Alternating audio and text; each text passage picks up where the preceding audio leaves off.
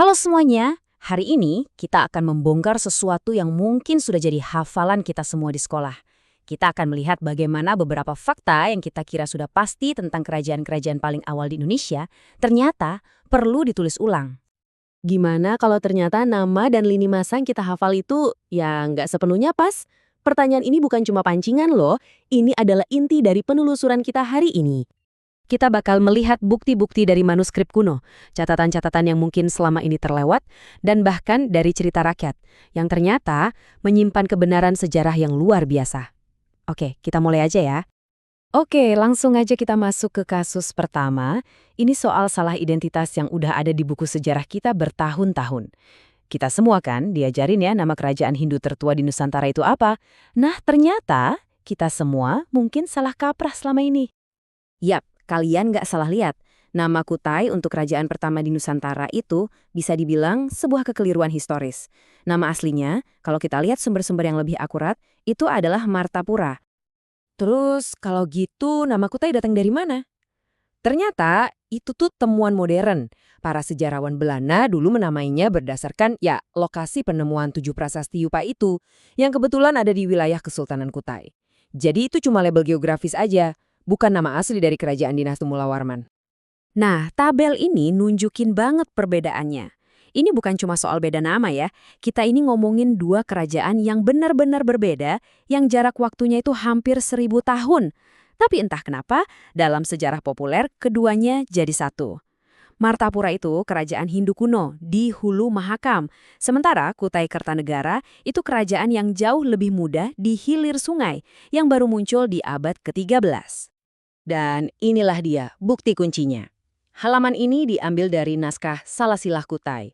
Naskah inilah yang secara gamblang bilang kalau kerajaan kuno di Muarakaman itu namanya Martapura, yang kemudian baru ditaklukkan sama Kutai Kertanegara di tahun 1635. Jadi, poin pentingnya apa? Sebenarnya, para ahli tuh udah nunjukin ini dari hampir seabad yang lalu loh. Tapi ya gitu, karena udah terlanjur populer, nama Kutai ini nempel terus di buku pelajaran dan di ingatan kita semua. Oke, kita lanjut ke koreksi sejarah yang kedua. Yang ini bakal mendorong mundur lini masa masuknya Islam sebagai kekuatan politik di Nusantara. Coba deh lihat lini masa ini benar-benar bisa mengubah cara kita memandang sejarah Islam di sini. Biasanya kan kita dengarnya Samudra Pasai sebagai kerajaan Islam pertama. Tapi kalau kita lihat, Perlak itu udah muncul di panggung sejarah berabad-abad sebelumnya. Angka ini penting banget, 840 Masehi. Tepatnya 1 Muharram 225 Hijriah. Di tahun inilah kerajaan Perlak diproklamasikan. Jadi ini bukan cuma sekedar komunitas muslim biasa ya, tapi sebuah kerajaan resmi dengan sultan pertamanya, Sultan Alauddin Said Maulana Abdul Aziz Shah. Tapi, sejarah Perlak ini nggak lurus-lurus aja. Justru penuh drama. Ada konflik teologis internal yang dahsyat, sampai-sampai kerajaannya kebelah jadi dua. Ada Perlak pesisir yang Syiah dan Perlak pedalaman yang Sunni. Ini nunjukin betapa dinamisnya wacana keislaman di Nusantara, bahkan di masa-masa awal banget.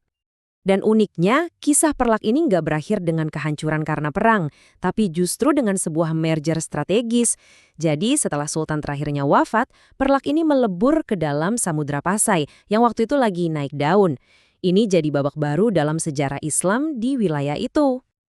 Oke, sekarang kita masuk ke kasus terakhir. Kali ini kita bakal lihat gimana cerita-cerita yang turun-temurun dari nenek moyang kita itu bisa mengungkap kebenaran yang sering kali terlewat oleh sejarah yang resmi. Oke, sebelum kita lanjut, kita perlu paham dulu kenapa cerita rakyat itu penting sebagai bukti sejarah.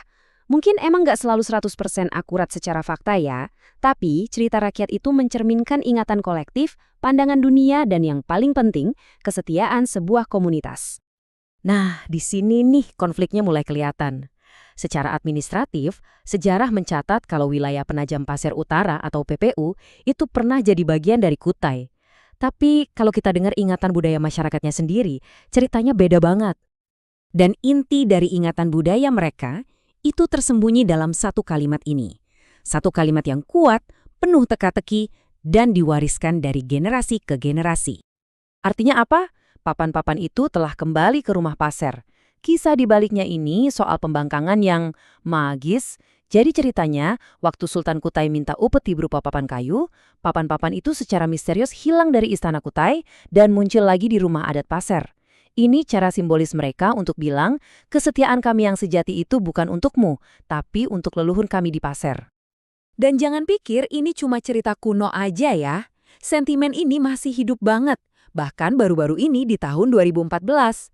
Waktu ada usulan buat ganti nama bandara di Balikpapan untuk menghormati seorang Sultan Kutai, muncul penolakan dari sebagian masyarakat.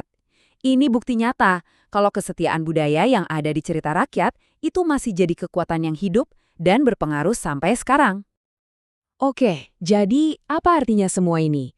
Apa yang bisa kita ambil dari 3 cerita tadi? Mari kita coba rangkum ya.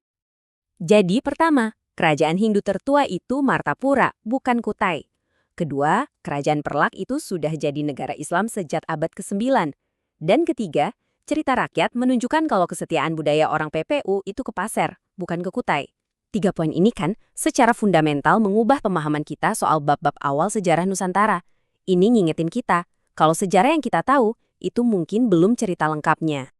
Poin paling pentingnya adalah ini. Sejarah itu bukan sekumpulan fakta yang kaku dan mati.